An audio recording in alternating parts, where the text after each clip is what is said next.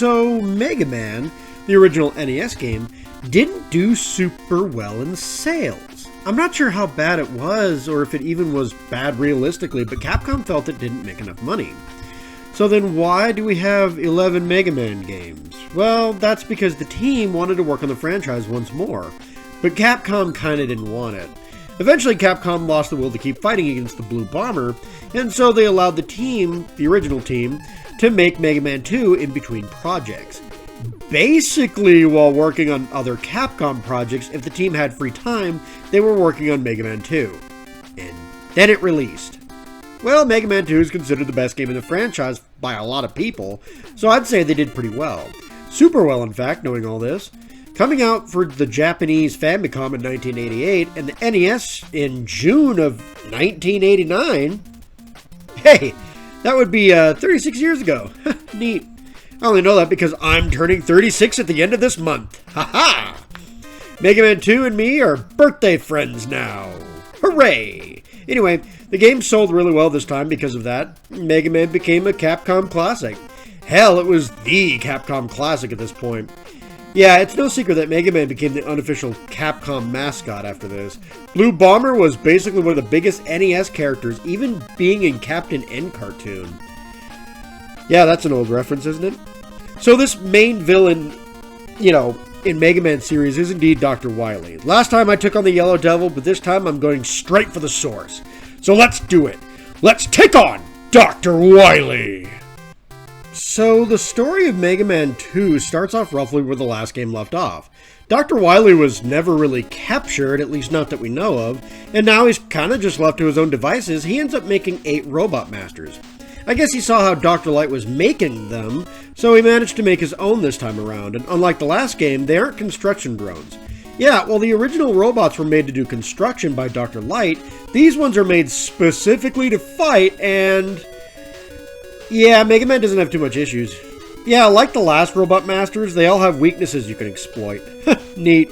Anyway, eventually Mega Man takes the Masters out and heads for Dr. Wily.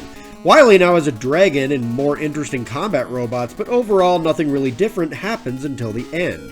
When you beat Dr. Wily's ship, he transforms into an alien and fights Mega Man as an actual alien. Too bad it's a hologram robot. Still really funny though. So the story tried a couple of different things and even gave Dr. Wily a funny but fake origin. Not bad for an NES game, as simplistic as the story is, but what about the charm? Well, the graphics aren't too awfully different. There are a lot of enemy sprites that are new though. The more animal-based robots were kinda nice. Look, I like the futuristic world and cityscape of the first game, but giving us more new locations and environments this time around is really awesome. The levels and theming work really well, the robots were designed really well, and the Robot Masters are all unique? Okay, some of them aren't great. I'm sure what Dr. Wily was thinking was that Woodman or Bubble Man was, really fierce, but they're really not. But different designs aren't necessarily bad. It keeps them from looking repetitive, too. Most of the Robot Masters do actually look great. It's just that things like Airman kind of look silly. The music is amazing, too. Mega Man 2 is one of the best NES soundtracks of all time, and Wily's Fortress theme in this game is iconic. Oh, and I may not be super familiar with Mega Man, but I knew this song long before playing anything from the series. This track is gold, and immediately what I think of when I think of music from this series, realistically. The rest of the music is also great too, but I had to give special props to the Wily theme. It is that good, and easily my favorite track from the game. So, moving right along with the gameplay, like before, Mega Man can run, jump, and shoot. This all feels a bit better in this game. Mega Man doesn't seem to slide around quite as badly as he did before. He also doesn't drop super fast, it seems, which is good, since there are plenty of falling sections in this game. All of this is slight, but it's an improvement nonetheless. Mega Man still feels heavy, just not as heavy as the last game. The weapons are better here too. Heatman's weapon gives you a charge shot that's stupid powerful, and even Bubbleman's weapon slides on the ground. The Leaf Shield is iconic for being one of the better shield abilities Mega Man gets, and Airman's weapon is a scatter shot that goes straight up. You can stop time, shoot a reliable boomerang, shoot a bomb mine, and lastly you have the Metal Blade, which is disgustingly good. The Metal Blade takes very little ammunition to actually use and can be fired in 8 directions and is stronger than your regular Buster Shot. This is more or less the replacement to the Buster Shot in this game, and it's my go-to weapon for the game. I love the Metal Blade. It will always be the first weapon I go after every time I play this game. Easily better than the weapons from Mega Man 1 though, when you look at all of them as a whole. And the level design is mostly improved too. But be careful, knockback is still a thing. I theorize there will always be one regular level in this game that will absolutely give you shit. With me, it was Airman Stage, with knockback and the bottomless pits being a pain. I couldn't get a good groove going to avoid taking hits. The issue, the hits I seemed to always take were hits that threw me into the void below. Oops. None of the other levels frustrated me like this. Not to say I didn't die, just none of the other levels were to this point of frustration is all. I could see Bubble Man's stage being a bit of a beast though too. Actually, there's obstacles in every mainline stage that could be a real pain, and while I didn't have too much issues with them overall, I know there's some poor kid being annihilated by Heatman stage or something like that. Or one of the other regular stages. I mean, let's be real here. At least weapon ammo is more abundant, boss fights are more fair, leading all the way up to Wily's castle, and health pickups are more plentiful too, as well as lives. So, there's definitely a balance for sure. Wily's castle is another issue though. There's items that you can get from Dr. Light that help Mega Man platform through areas. You need these to make it through Wily's castle.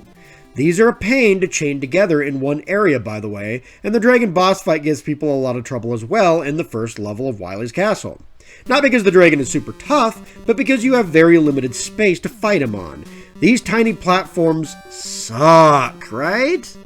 I mean, man, I fell off a couple of them, here and there. But once I got a groove going, the dragon wasn't as bad as some people claim to be. But like I said, there's always that one situation that I might have an easier time with that other people have a hard time with. So, the dragon might be it for a lot of people here too.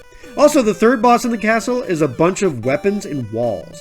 The only thing that can hurt them is the crash bomb.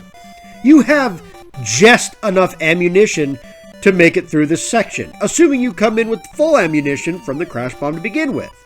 They put a bunch of walls that the crash bomb can destroy here too, almost to tease you. You need to use the platform items that I mentioned earlier as well as the crash bomb to win here. However, if you don't game over afterwards, then Wily himself may also be really tough, due to his second phase weakness being the stinking crash bomb that you no longer have unless you get a game over. Yeah, there's no weapon refills after the third boss, just a boss rush and Wily. You have to either game over, or you'll just have to deal with it. I'm not even sure how to dodge Wily's attack in the second phase. Ugh. Anyway, after you have the alien boss fight, which is actually a really fun boss fight, I'm not gonna lie. I guess even the legendary Mega Man 2 still has some issues in level design, but most of the levels are really fun. There's just a few difficulty spike issues here and there. I'd actually say that if it wasn't for the Yellow Devil, Wily's castle in Mega Man 2 is somehow harder than in Mega Man 1, which is kinda crazy to think about. Now, is there an actual good reason to explore and look around levels? Yes, and no, it isn't some type of platform gun. This time we have lives, but more importantly, energy tanks. Energy tanks are blue tanks with E on them that act as first aid kits for Mega Man. If you are low on health, you can use one and regain most of your health. Sure, you don't have to get them, but they're awesome and they can be a huge help. This is a great way to encourage players to search previous levels. There are some E-tanks that you can't get without some of Dr. Light's items, the platforming ones, so that alone encourages replayability. If you have a tough time with a level, maybe an E-tank will help. It won't solve everything though. There are plenty of instant death spikes and death traps around, like the ones in Wily's castle, where platforms aren't actually that solid. Haha, that's cute. Jeez, I'm still complaining about the fortress. Anyway, you won't solve everything, but overall, E-Tanks are still an awesome addition to the game. I think you can hold only 2 at a time, though. I'm not sure. I never maxed out on them by any means. Overall, Mega Man 2 is a really fun game. It's a simple but good story for an NES game, and it has great graphics and music, too. Again, for an NES game. The gameplay and the weapons are fun to use and very useful, and the E-Tanks are a fantastic addition to the game to encourage exploration. The only real issue is the difficulty spikes towards the end of the game, but before that the levels are still mostly fun, and most of the boss fights are really good too. At the end of the day, I may seem controversial for this, but Mega Man 2 gets a 9 out of 10. The game is amazing at the end of the day. Yes, it is considered one of the best NES games, and yes, I only give it a 9, but it's still a good score, so calm down.